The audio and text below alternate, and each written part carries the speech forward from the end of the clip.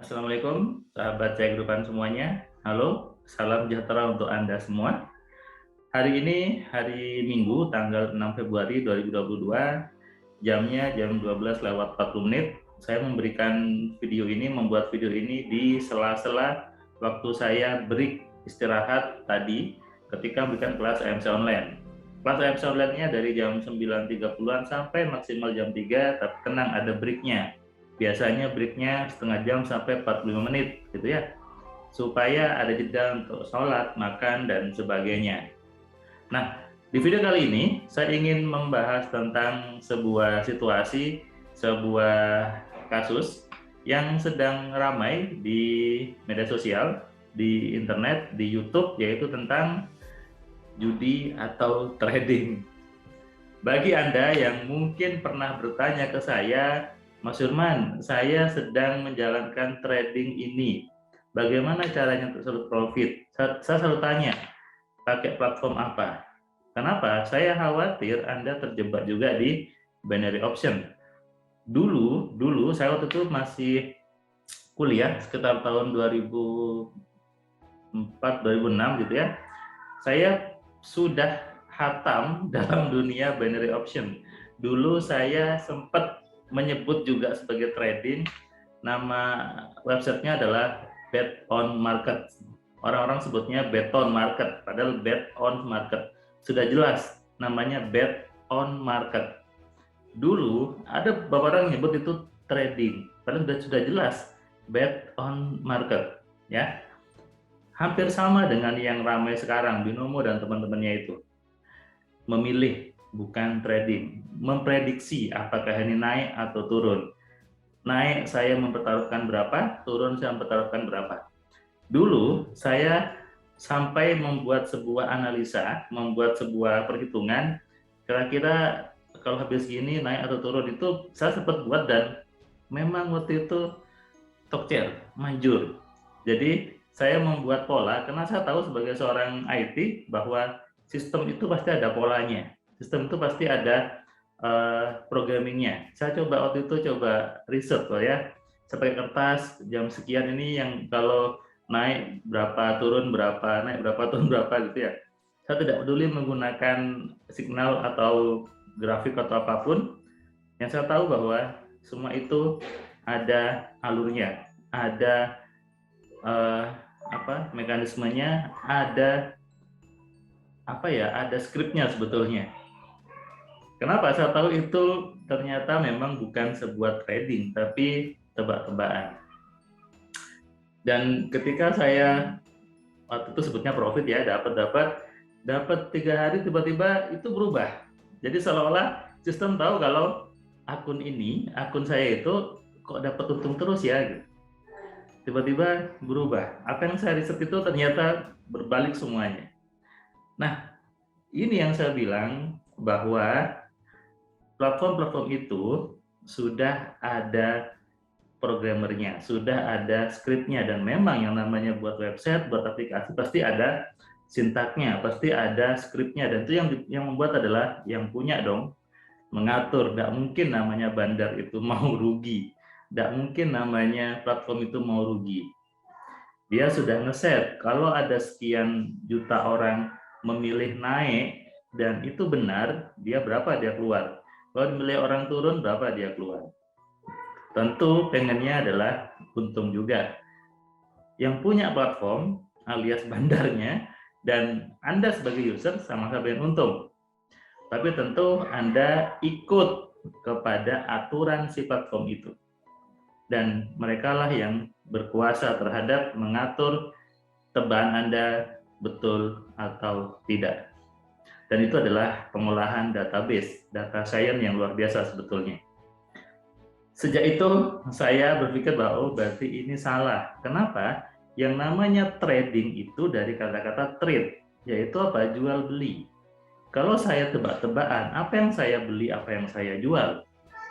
Makanya ketika 2 tahun ini gitu ya, ada beberapa teman-teman yang cerita ke saya bahwa Fir, ada teman SMA gitu ya, Fir saya trading ini, kok sering loss ya? Terus saya tanya, kamu trading apa?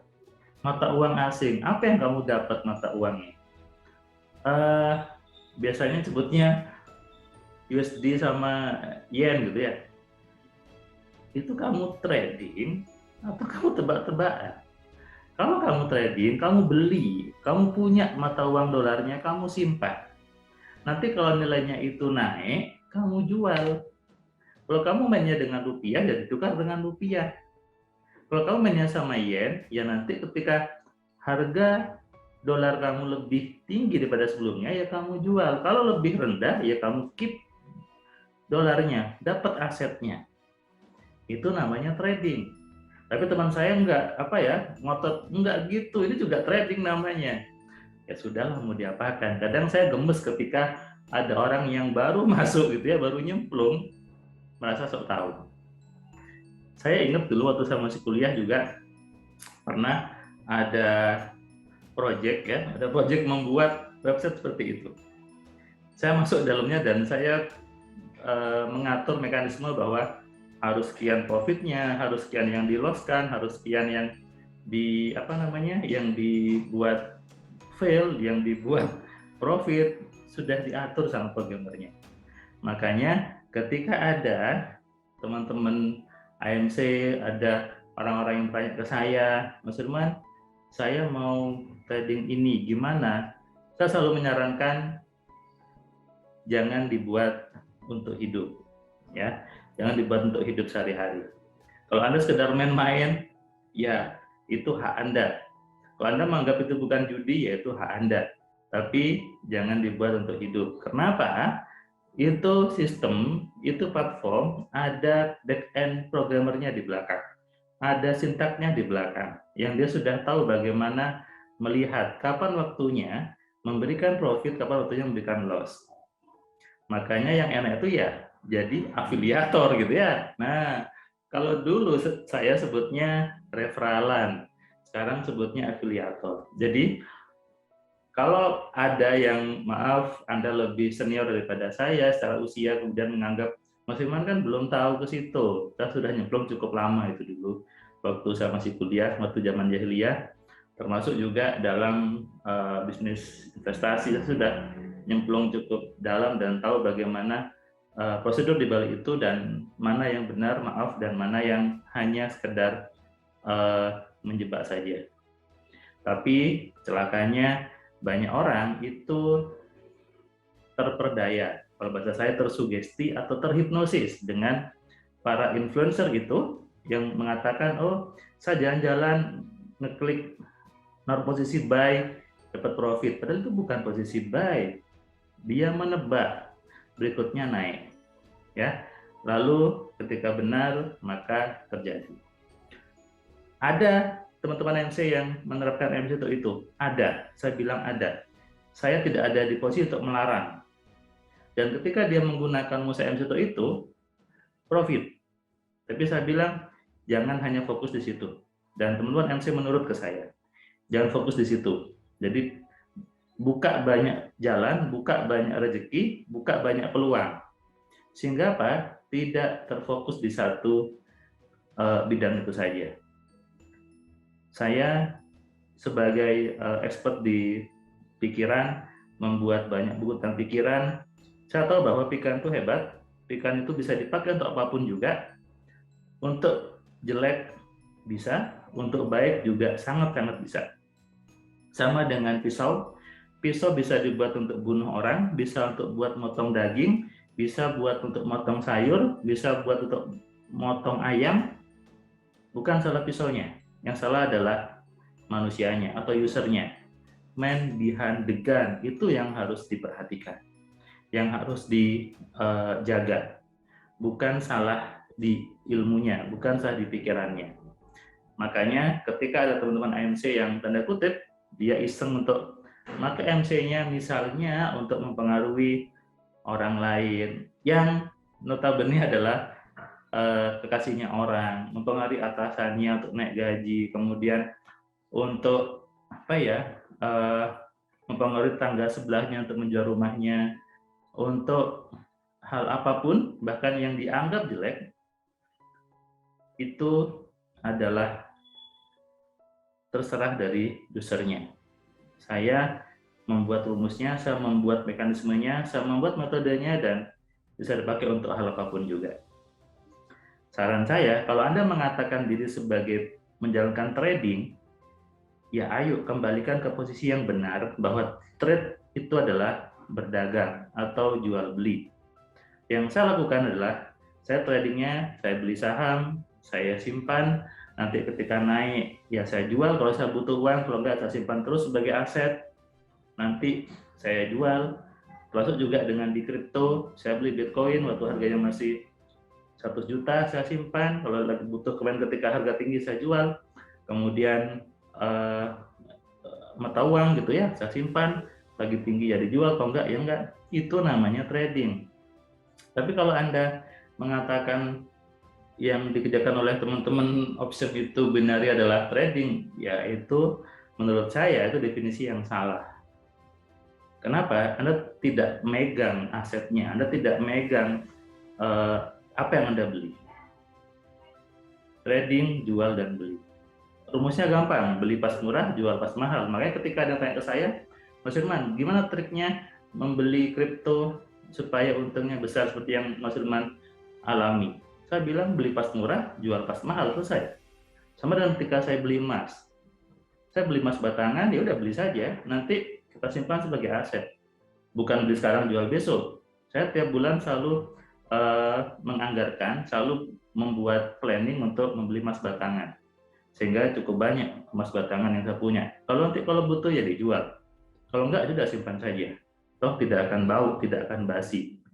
Sama dengan saham, ketika saya beli saham, ya udah simpan saja. Ketika turun gimana? Ya sudah. Nanti itu juga akan naik, apalagi saham-saham yang memang blue chip gitu ya, Telkom, kemudian BBCA, BBRI, dan sebagainya. Ketika turun, ya sudah, mau diapakan lagi? Nanti aja ketika jual, ketika naik, sudah. Toh itu tidak untuk 1 hari 2 hari. Nah, inilah makna dari trading sebetulnya. Sama dengan trading apapun. Trading tanah sama saja. Ketika saya membeli tanah harga 300 jutaan, kemudian dapat 3 tahun dibeli Pertamina harga 3 miliar, itu juga trading. Jadi jangan mudah terperdaya, jangan mudah tersugesti dengan hal-hal yang diblurkan atau dibuat tanah masuk ke abu-abu yang sebetulnya itu malah menjebak Anda. Apalagi ketika urusan option yang diafiliatori atau diafiliasi dengan orang-orang yang, maaf buat saya, mereka tidak mengedukasi karena selalu mengatakan trading, trader, trading, dan trading. Padahal faktanya dia bukan trading, tapi apa? Tebak-tebakan. That's game, permainan tebak-tebakan. Apakah bisa dapat untung? Bisa. Saya jawab bisa. Kembali ke Anda. Apakah Anda mau tebak-tebakan ataukah mau memang menjadi trader yang sesungguhnya? Hati-hati dengan pikiran Anda, hati-hati dengan diri Anda. Kenapa? Karena di luar sana banyak orang yang ingin mempengaruhi pikiran Anda demi kepentingan mereka. Sadari itu dan Anda harus tahu bagaimana menggunakan pikiran Anda dengan benar. Kalau berbisnis, pertama yang harus Anda kuasai adalah bukan ilmu bisnis, tapi ilmu bagaimana mengendalikan diri Anda, mengendalikan pikiran Anda, mengendalikan emosi Anda. Termasuk ketika Anda mau membeli saham, membeli kripto, membeli tanah, dan sebagainya. Beli saham, harga misalnya 100 rupiah, besok naik jadi 300, Anda sudah keburu, saya jual saja. Padahal bisa saja 6 bulan lagi harganya naik jadi 1.500. Saya ada satu saham, ya waktu saya beli harganya 700 rupiah, sekarang menjadi 20.000 rupiah per lembar. Tidak terburu-buru untuk melepas. Itu semuanya ada di kontrol diri, di kontrol pikiran. Makanya saya bilang, ilmu pikiran adalah ilmu pondasi untuk hidup. Ilmu pikiran adalah ilmu pondasi menjalankan bisnis apapun itu. Supaya apa? Supaya tahu bisnisnya ini benar atau salah. Ya. Jadi hati-hati ketika Anda sibuk dengan sesuatu yang viral, sesuatu yang langsung terhipnotis, apalagi melihat orang masih muda gitu ya, yang mobil bagus, kemudian ngeklik platform, pilih ini, dapat sebentar, dapat untung 2 juta. Lagi jalan-jalan ke Turki, bisa main HP, tit, dapat 2 juta sudah. Ya itu kembali lagi butuh kecerdasan, butuh kesadaran untuk memilih dan memilah informasi yang kita masukkan ke diri kita. Apapun keputusan Anda itu berdasarkan dari informasi yang Anda terima. Ya, saya mencoba untuk mengedukasi saja. Kalau Anda mau terima silahkan, mau tidak yaitu kembali kepada Anda sendiri. Tapi saya sudah punya pengalaman tentang hal itu. Bahkan saya pernah masuk ke dalam timnya untuk membuat platform seperti itu. Hati-hati dan cerdaslah menjadi manusia. AMC, aku manusia cerdas. Manusia cerdas itu apa? Manusia yang mampu menggunakan pikirannya, manusia yang sadar siapa dirinya, manusia yang dia tahu apa yang menguntungkan buat dirinya, yang menyenangkan dan tentunya yang baik untuk hidupnya dan keluarganya. Setiap kejadian itu hasil dari apa yang ada di dalam kepala Anda. Setiap kejadian hasil dari keinginan Anda sendiri. Kalau isi pikiran Anda itu jelek, jadinya jelek. Tapi kalau isi pikiran Anda itu baik, isinya baik. So, hati-hati. Termasuk juga dalam bisnis. Apapun itu bisnisnya, sekali lagi, apapun itu bisnisnya, fondasinya ada dalam kepala Anda. Fondasinya ada di pikiran Anda sendiri. Tuhan sudah ngasih Anda pikiran, Tuhan sudah ngasih Anda kekuatan. Tinggal Anda, apakah mau menggunakannya, mau belajar untuk menggunakannya, ataukah membiarkan kekuatan itu sia-sia saja. Ataukah membiarkan pemberian itu tidak digunakan semaksimal mungkin. Oke, jadi buat Anda yang sekarang mungkin masih ngotot dengan binary option, itu hak Anda. Anda masih bisa profit, saya bilang masih bisa profit, asal benar pikirannya. Ada teman MC yang juga dia di bidang itu dan dia bilang profit. Tapi tadi jangan dibuat menjadi sumber satu-satunya di hidup Anda. Rezeki itu banyak, bukalah pintu dari arah yang banyak semuanya. Bukalah pintu rezeki dari arah yang tidak disangka-sangka. Jangan terjebak dalam satu. Bahkan saya pernah buat video, jangan fokus. Fokus membuat Anda menjadi tegang. Fokus buat Anda menjadi berat. So, stop fokus dan stay relax.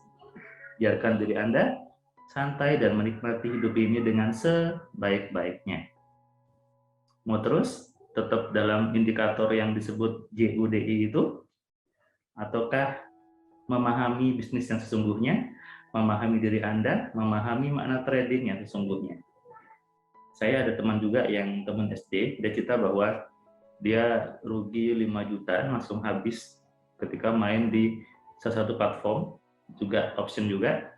Padahal sebelumnya saya sudah bilang ke dia, jangan ke situ. Lebih baik yang saham saja atau mungkin di kripto saja yang memang dapat asetnya. Ya, tidak perlu langsung ke pilih naik turun, tapi teman saya tidak nurut gitu, dan akhirnya ketika dia rugi baru cerita ke saya. Terus mau gimana? Sudah rugi kan, sudah hilang. Jadi jangan nunggu jatuh dulu. Ini saya ingat ada iklan rokok ya. Ada iklan rokok waktu saya lagi jalan ke Gresik, waktu itu ngantar istri saya ke kampusnya. Saya lagi ngisi bensin, lihat tuh ada iklan rokok gitu ya. Jangan nunggu kepleset dulu baru sadar. Nah, ini yang saya coba tekankan. Banyak orang kalau belum jatuh dulu belum sadar. Kalau belum jatuh dulu belum belum merasa bahwa oh iya saya salah. Kalau belum kepepet dulu, belum mau berubah. Ngapain nunggu jatuh dulu? Ngapain nunggu kepleset dulu? Bukankah lebih baik tidak perlu kepleset? Bukankah lebih baik tidak perlu jatuh dulu? Nah, itulah gunanya ilmu, gunanya untuk Anda sadar bagaimana mengelola pikiran Anda supaya tidak terpeleset dulu dan tidak jatuh dulu. Kalaupun Anda sudah belajar AMC, lalu Anda mungkin gitu ya, Anda mungkin dulu pernah jatuh, maka Anda bisa menggunakan ilmu AMC-nya untuk bangkit lagi. Tapi ingat, jangan jatuh dulu, jangan terpleset dulu baru sadar. Iklan rokoknya saya tampilkan dan Anda mungkin ketawa. Saya pun ketawa kalau iklan itu. Sangat kreatif gitu ya iklannya. So hati-hati, dan bagi yang belum subscribe, silahkan klik subscribe-nya dan nyalakan loncengnya supaya Anda dapat notifikasi setiap ada video baru di Cahaya Kehidupan. Salam sehat, salam kaya, salam cerdas. Dari saya Firman Pratama. Assalamualaikum. Terima kasih buat kalian yang sudah nonton video saya dari awal sampai yang video terakhir. Saya ucapkan terima kasih, dan kamu yang belum subscribe, kamu subscribe ya.